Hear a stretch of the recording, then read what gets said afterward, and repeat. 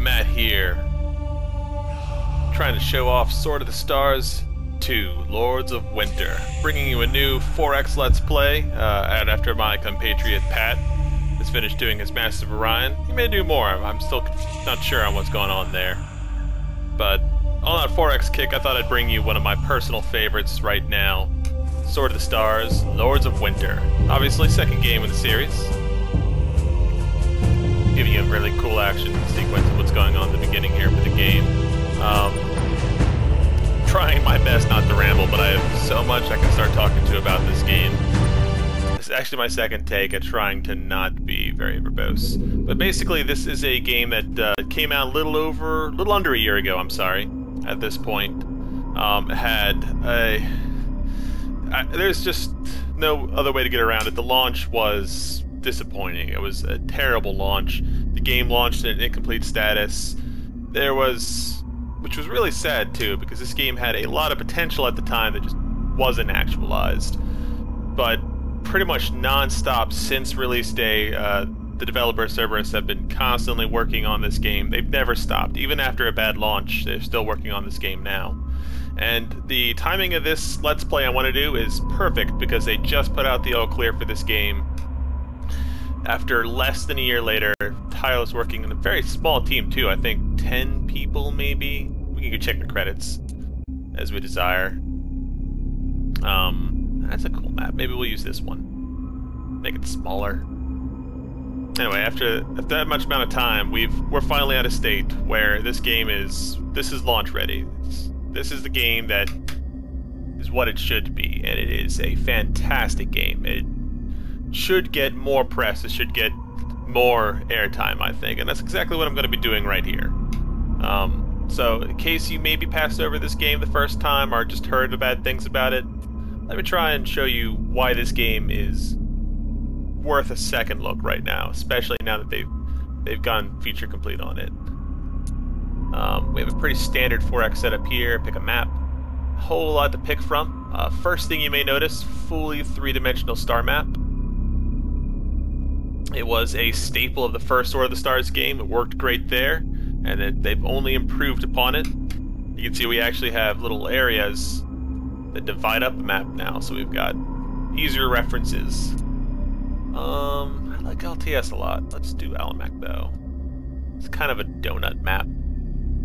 5 people, planet size, planet resources. We have a number of, 6 available factions at this point. And there's a really cool part about Sword of the Stars 2 is in Sword of the Stars 1, it represented a completely different era within the same universe. Sword of the Stars 1 took place at first contact. All these species were just beginning to meet each other. Sword of the Stars 2, we've already contacted. We've started to begin the beginnings of intermingling with each other, spying, things like that. Our factions are no longer quite as racially bound. Most of them still are. Sulphur is still human. Hivers are still the bugs. Tarkasians are like ape monkeys. I don't know how to say it too well. But what newly has emerged are these 3 factions here. They were in the previous Sword of the Stars game. The Lear were a primary faction of their own, but they've now taken on basically outcasts, recruiting from the Zuul Horde, who are still mostly racially pure, except when we get to call upon our great masters. In fact, that's who we're going to play as. So let's get this set up. Number of players 5. That's the maximum for the galaxy we chose. I like going with a very basic initial startup like here. Lots of people, you get lots of choices here. You can start with a lot of toys to begin off with. Initial technologies, up the rate at which you gain money, make games faster or slower as you like. Pretty standard stuff there for a 4X game. And here we have our winning conditions. Last side standing, very standard, sort of RTX 4X one there. Star chambers are massive stellar cities that we can build. Getting 5 of those is an achievement. It is definitely an accomplishment. So we got different things we can do to try and tailor how we want to play. Let's just stick with the standard one right now for our victory condition. Grand Menace should be, yeah, we'll see one of them. We'll leave that chance in there. And random encounters. Where would an RTS and 4X be without that? Go ahead and start this game up. Alright, let's... Eee. That's what a black layer looks like. Alright, and we'll count that. Anyway, here's our factions. You can see I got like... This is twice as many as their actual factions. I don't know if you still get them for free. I want to say you probably do. But there's immersion skins for each of the races now too. So like, here's Sul'Ka standard. That's what our ships look like. And we can make that immersion. And it's harder to show off when they don't actually have a color picked.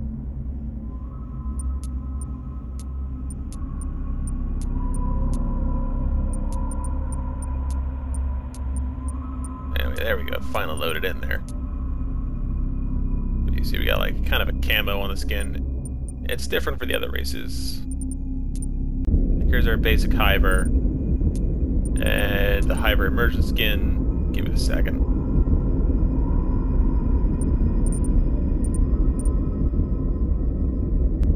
There we go. See, very different ship we're looking at. Same, there's only aesthetic differences for us to look at there. Sul'Ka is pretty basic, and one of the things that are really interesting about Sword of the Stars, and definitely one of its key features, is that every single faction has a completely unique form of faster-than-light travel. Sul'Ka has these giant node rings on the back that allow them to travel through node lanes. If you're familiar with star lanes, the idea of points connecting between two stars that let you go faster than light, similar concept to that. I'm sure they've got other names, I just can't think of any off the top of my head. But for our purposes, we're going to go with the Suul'Ka Horde. Yeah, now that's a ship I can get behind. Because I definitely don't want to be in front of it.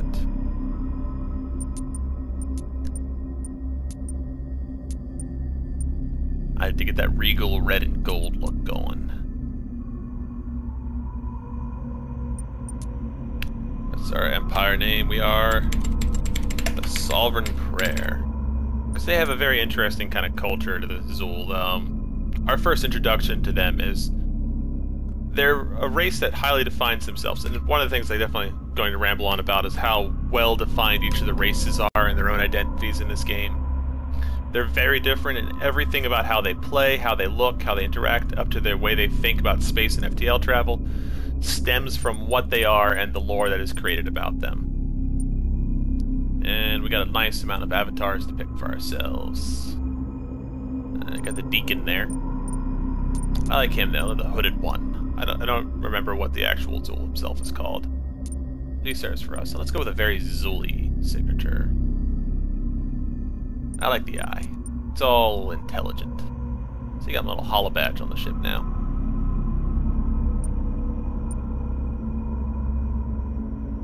I think we're good to go. Got everything picked. There's no random to throw for these yet, but you know, they were randomly picked to this point, so let's go ahead and jump in. Anyway, as I was saying before I started talking about the racial diversion in this game, the Zuul are ones that highly define themselves by contrast. They are a psionically powerful race that identifies strongly by, Theta's kind of a boring homeworld name, but let's stick with it. Theta Prime. There we go. We link to Badoon and Starhaven. Excellent. They primarily gain a lot of their knowledge by tearing information from other sentient people. They started off tearing a lot of their knowledge from one of the other species in this game, which they call Mother, which is... they're highly misogynistic, I guess I could say. The women are literally no more than beasts. They are a genetically uplifted species designed to be a bioweapon by what they revere to be the gods, the Suul'Ka. Hence we're called the Suul'Ka Horde, who also happen to be called the Lords of Winter and are the returned big bad for this game. Alright, 3D star map. We got these little lanes here. These are my node lines. Unlike humans who use natural ones, we aren't privy to just the whims of the universe. We tear our own paths through space, which means we're reliant upon warships to tear these through. And these lanes have to be maintained or else they'll collapse through too much use and time as the universe repairs itself. Because dick move, universe. Dick move. Alright, let's take a quick look at what we got. Theta itself is a 3-planet system. Theta 1 is pretty good. Theta 2 is awesome. We'll colonize the crap out of that soon. And 1 planet in Starhaven, and only 1 planet in Badoon. Alright. First things first, let's go ahead. I could probably mess around with my starting fleets a bit, but one thing I should get out of here, I'm not an expert at Sword of the Stars 2. I feel pretty confident in my knowledge and playstyles of Sword of the Stars 1. 2, I'm still learning the ropes on this game. So you'll be seeing me learn a lot on this too, which I think should probably be worth it. Oh crap, yeah, let's see what we got. And we can see the stars around us. They are color-coded like real stars with the likely types of planets that we'd be seeing around these two. If you have that kind of stellar knowledge, you can use that. And you can see, we know, because, you know, we're not stupid, we have telescopes. We can see what's at the star before we go there. That one has 4 planets. One of them looks like it might be a gas giant, which would mean to have orbital planets, and that looks like a gold mine. Our first line, let's start surveying. We need to send out ships to go to these systems, take a look at what's there, report back. That's what the first survey fleet is for, led by my Admiral Imperator Chakra the Terrible. And you see they got, it's not a whole lot of depth to the Admiral system, but it's enough to add flavor to who commands your fleets. You can see we got a trait there with this positive and negative, ages to worry about. It'll take 8 turns for him to get there. Do I have boar ships in there? Yeah, I got a boar ship. So he'll be boring me new lines to get there too. So it's going to take them 8 turns, 6 turns of travel to get there. So every time. And yeah, let's get them to go. You will have your map, Lord. And that's something, it's a bit divisive on people who have played this game. I think it's an awesome system. You really need to give it a good chance. It's more intuitive than you probably think. And fun. Definitely I consider it fun once you get to it, the way the mission system works. Is that we're used to just selecting a fleet, then giving it orders. In this game, we're picking a mission and then assigning a fleet to it, which is very intuitive in a 3D star map like this. You notice I clicked on the planet where I wanted the mission to happen and then selected who's going to be the major players for that. It's going to be for a survey fleet. Alright, well we have one system already that we know that we want to colonize. Let's pick that out. Go ahead and colonize here. So I got lots of stuff I can do in this place. First colonization fleet. I want you to colonize Theta. Which one do I want? Theta 2. See, that's how much it's going to cost me to develop it. A lot more expensive Theta 4. Probably because its climate hazard is well out of what we like. Theta 2 is practically a gem. Let's go ahead and do that. A fresh world to conquer. Excellent news. And good. See the little rings here at the side represent how much space we have to build another space station in that sector, or I guess on that star. It's determined by population. So the more population you have in a system, the more space stations you can build. And since these have no space stations, let's go ahead and start building. Which one of you have higher production? Industrial output is 8,600 something. And free. Yeah, you're not the one I want. Oh, Munch. Yeah, let's get a naval yard here. So we're going to start building ships. Get a naval yard. Naval yards are great. They, I will see to the work personally. They add to productions and wherever they go, so we can build ships faster, give us a chance to use like our orbital construction yards once we research that.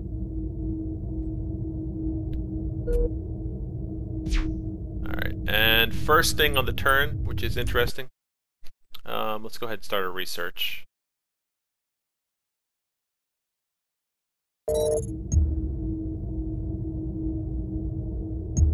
See, we got a lot of tech trees, and it doesn't look like there's a lot of depth to them right now, but one of the awesome things, and this is a holdover from Sword of the Stars 1-2, is that these trees are random. What we're seeing right now are the basic guaranteed techs that you can get. If there's a solid yellow line, we can definitely get that tech. And they're racially biased, is that races have different chances to get techs. They prefer to develop along some ways, and these are strongly tied to their racial identities. The ways that that particular species prefers to think, the technology that they're good at using, things like that factor into these. So it's entirely possible you could have two factions in the game of the same race, and they'll get completely different tech trees. They're likely to have similar ones, but you could have one Lear who pretend to like energy weapons, who just fail all their energy weapon rolls. They only get the basic ones. But instead, they can do really good over here in the ballistics trees. And they play very differently. And part of the fun of this game is just having fun with that random tech tree and the kind of race and species that you end up having to develop. And so a lot of these, we'll study this, get that tech, and then we'll unlock new techs that we can't see up here yet. So there's a lot of depth, a lot of exploration to do, and a lot of really good decision-making that you have to make when you're picking your research here. That's definitely something we want as a psionically powerful race. But I'm gonna do this. Give us time, Dominus. We will make this one talk. I don't want to talk over their voices. I love the Zuul voices. Required for retrofitting ships with new weapons. This basically, you had long enough to read that description, I'm sure, gives us the ability to make orbital dry docks, which helps us build our ships fast. And we are the Zuul. We don't do research terribly well. We like to consider ourselves scientists, but a Zuul scientist is basically an inquisitor who grabs as many slaves as he can and makes them think and then take their thoughts. That's how we like to do our science. You do our science, is basically how we work. So we're bad at research. Our tech rolls are kinda on the low side. But because we're Zuul, we also build ships really cheap and really fast, and they have a lot of guns. Probably the most guns on our ships. But because we build them fast and cheap, you know, Mother Russia, they're paper thin. Alright, final step for me to start doing on our turn 1 phase is go through this, and let's just say I don't like any of these designs. One of the interesting things that they extrapolate in this game is prototype designs, which means you can't just come up with a brand new design and then put it in implementation. You have to think that you have to actually put in the process to get made to make these ships. All the infrastructure that has to get designed in order to get all the parts together to make a ship fast and quick. The first ship that you make is a prototype, which is not cheap. Prototypes come at increased speed. They take longer to make and they cost more. But once they're made, everything's in place to just churn them out the factory line, and we get to see how they function. On turn 1, we get leeway to make our own ship designs if we don't like what was automatically in here, and usually you don't. Sometimes you do. Boar ship is fine. Yeah, I like the boar ship, it can stay. Supply, I don't really feel like doing anything with. It does what I want. We will get rid of our command and make a new one. No, not yet. And we're heading. You see, this is how you put ships together. And one of the things that are really cool is we start with it's basically a 3-section format. We get command, mission, engine, which is, I think, very straightforward. We have armor options that we can put on it.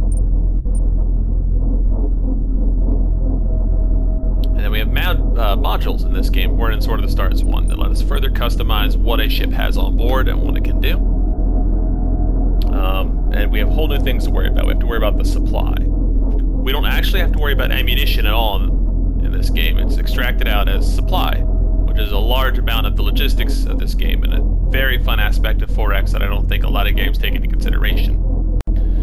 Which means we can't just send a fleet off into the middle of vast space without the ability and resources to sustain themselves and all the things that they need to stay alive.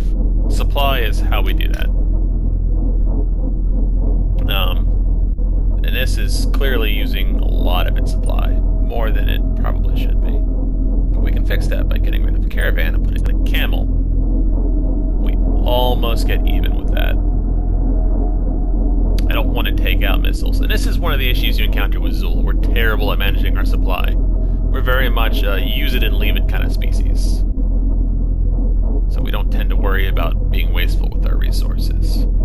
Other species, humans, are really good at their supply. Because you notice I got this endurance, and that's an important stat to keep in mind with your ships when you build them. Because endurance determines how long they can stay in combat. Not for the actual round, but say I'm going to invade an enemy star system. If he's only got 1 turn of endurance, it's going to be taking a lot of supply every turn to keep this ship in the battlefield. Which means it's not there to stay very long. I could design it like missiles take a lot of supply. Take them out, boom. A lot more endurance, it can last a lot longer in the war zone.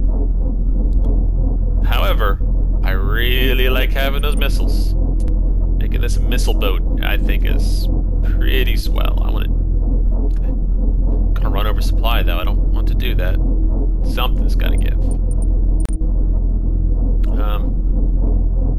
We have a large turret on these things.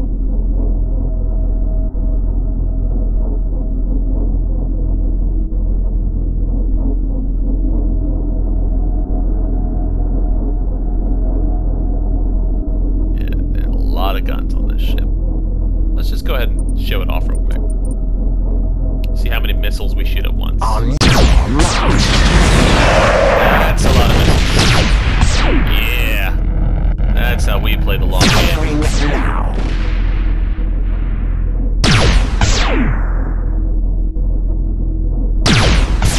We'll shoot eventually. And I just need to get that supply down, which means 1 bank of missiles gotta go somewhere. There we go. Particle beam on the back. Brings up my energy costs, which are different from supply. These are obviously tied strongly to your engine section and how much energy you can output. But it relates into all the ways it functions in battle. Very different things you have to keep in mind. Not enough energy, your engines will cut out. You won't be able to go as fast. Your energy weapons won't be able to refill as fast. Things like that to keep in mind. And I do not mind having you as that. Alright, still a very low endurance ship, but it gets the job done. Go ahead and make our design. And we'll make you the command class. The plans will serve us well, Dominus. Mach 2, whatever. Supply, I don't think I care about. This is not a combat ship, so hopefully it won't have to do anything. I'll have just enough teeth where they don't want to bother it. I don't think I have anything in mind to name a support ship. I'm just gonna leave that as it is. Scout ships, pretty much the opposite of a combat vessel, made for long endurances. See, it's already got 3 turns, and it doesn't even have a module. Module it does have is a caravan, designed to have the extra crew in there, because an interesting way combat works out is that crew is kept track of. Weapons can actually do damage to the crew count of the ship. This basically gives you extra crew in case people are getting shot up by giant balls of iron being shot through their ship. Which, you know, tends to kill people, especially in vacuum. Also helpful against boarding, but this is better against boarding because these are Marines. They're prepared to fight. But this increases our endurance, and this is what the extended range ship is all about for me. I could probably get away with making it a standard command. Yeah, there we go. This is not a combat ship. I basically want to use these as surveys. So it's heavy on the energy. Increase our endurance to as heavy as possible, so that they can go as far as possible. Got a couple light turret options here. Beamers are like, these are the bolts a la Star Wars. These are the beams a la, I don't know, Babylon 5. These are continuous, they can't miss, they don't track terribly fast though, and their range is shorter and their damage tends to be lower. Which, like, they make up for by not missing.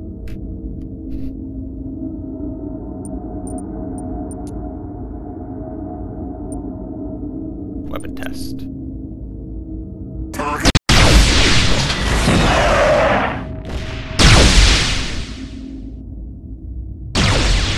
We have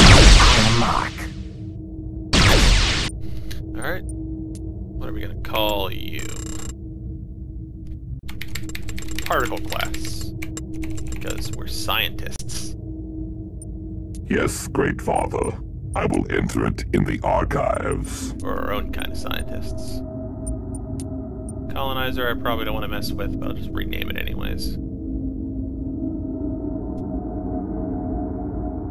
Yeah, no endurance, but whatever. It's a colony ship.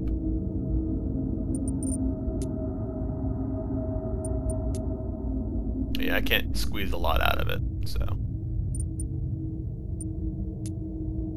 You might as well have missiles. If it gets in combat, at least it can kite a little bit.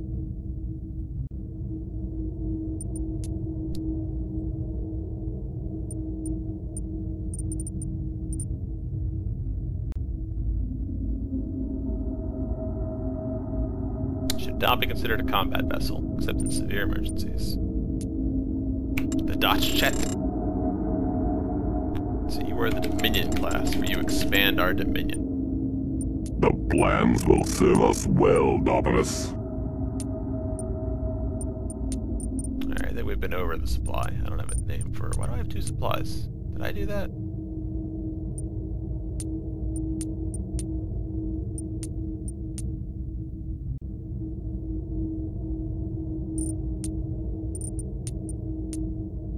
I don't know why I have 2 supplies. I missed doing something stupid. But we will keep the cheaper one.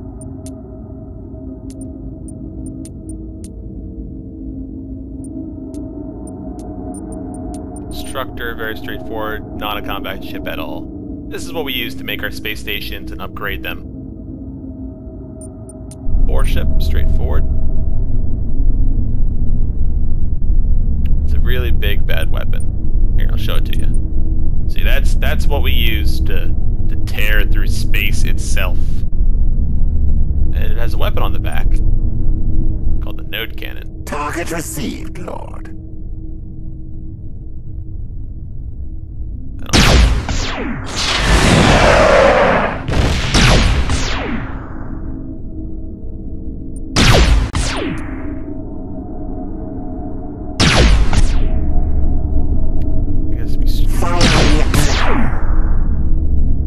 It's hard to aim. On your mark, Lord.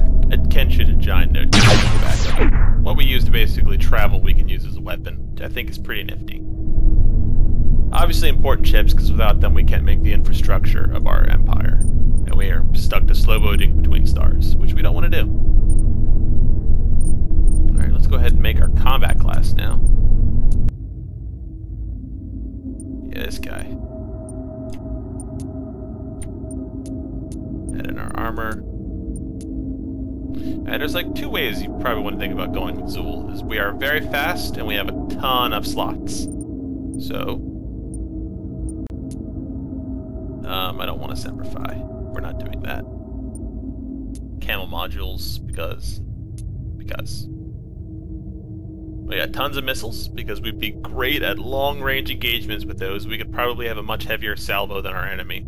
However, we are really shitty at point defense. We can't really take down enemy salvos terribly well. We're fast, so we can get in there. Man, we've got a lot of modules on this. This thing is a beast. I love this thing. So instead, what we're going to do, look at that. 3 heavy turrets on this. Most races have 1. And a 4th one back here. Most races have that one. So what I'm going to do is I'm going to make a brawler. This ship is designed to get in close and to dish out as much damage as it can. We get weapon comparisons here I can use. Mass drivers maybe. Which up the supply cost, but...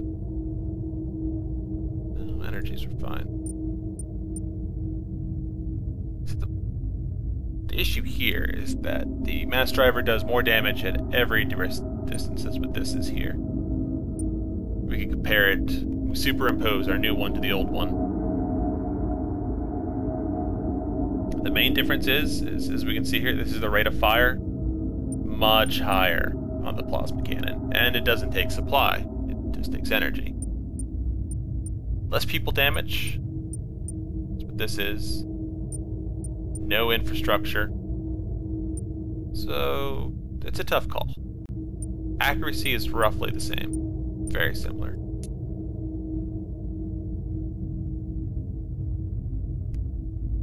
I think this is a meat ship.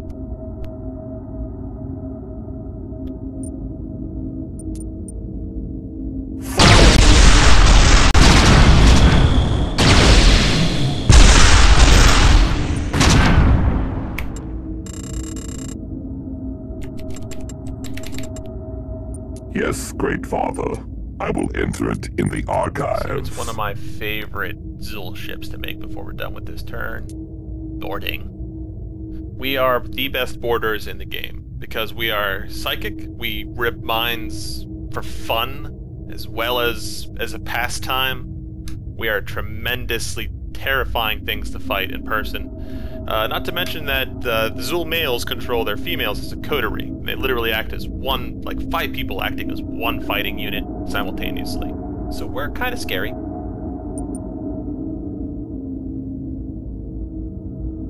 And we want this ship to be equally scary. So do we want it to fight at long range or be able to get close into the fight to launch our pods?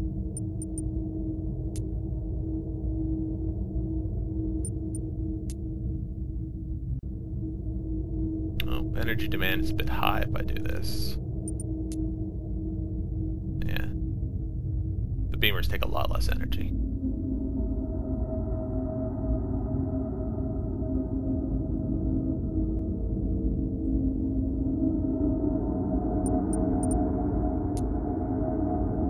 Brings our endurance down a lot. These are expensive ships to bring into an armada. That didn't help.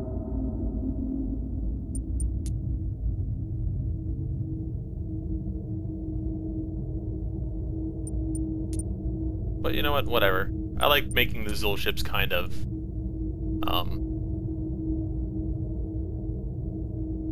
kind of like that.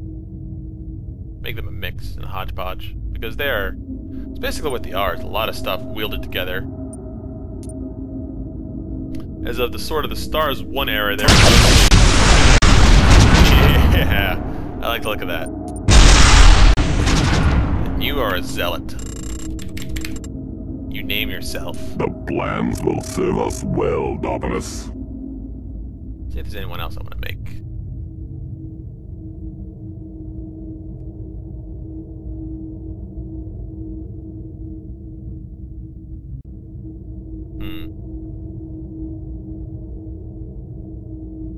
Yes, one more ship I want to make. Scavengers.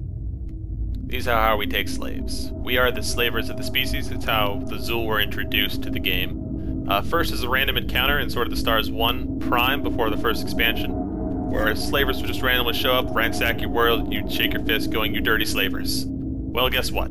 We are the slavers. We're the only species who are so cruel-minded that we actually take slaves. And, you know, being psychically dominant kinda makes that easy for us. We're a very young race, the youngest race by all comparisons to the others. And because we were genetically designed as weapons, our concepts of morality aren't exactly evolved yet. The only ships that are an exception, Zuul that are an exception to that, have joined the hippie Peace Dolphin Lear.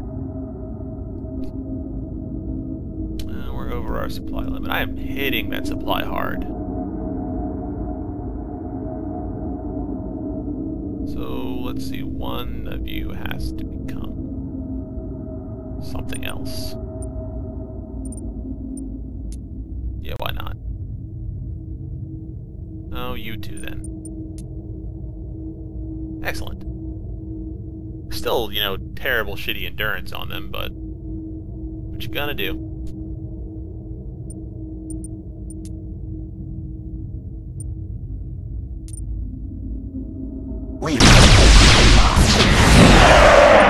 Submit design. I really like the default names, though. They're pretty cool. But I got my own in mind. You're a Benediction class. We will remember this design, Lord. And I can divine a drone or assault shuttle, but I don't really need to.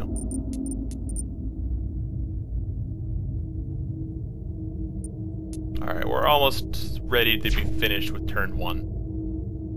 We have missions going on everywhere. We've redesigned the fleet. We are researching orbital dry docks. What more can I do to make sure my empire is off to a good start? Build ships.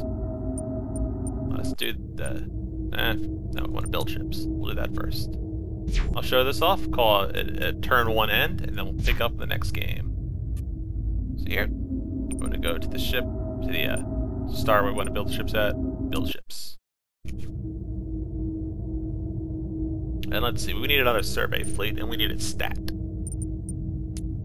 So let's make it a tough survey fleet. Gonna need a warship in it, which is expensive.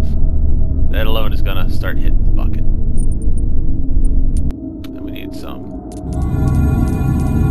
5. Pretty fragile, and as we can see, this is gonna build up pretty fast. It's gonna take us 5 turns just to build it.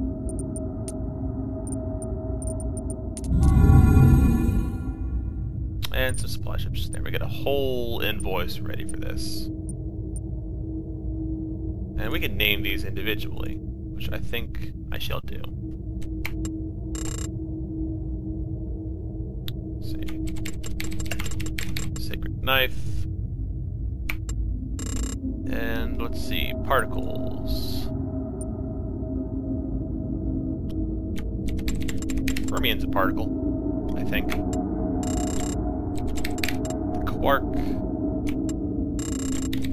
Lepton. Boson.